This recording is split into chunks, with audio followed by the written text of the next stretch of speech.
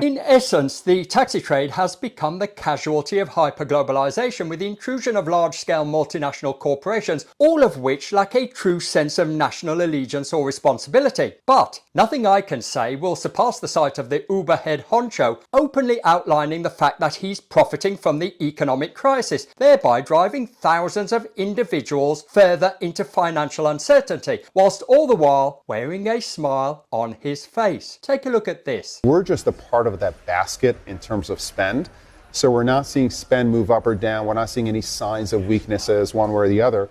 If anything, 72% of drivers in the US are saying that one of the considerations of their signing up to drive on Uber was actually inflation. Life is getting more expensive. They need to pay extra for their groceries. So on the supply side, we may be actually benefiting from the inflationary environment.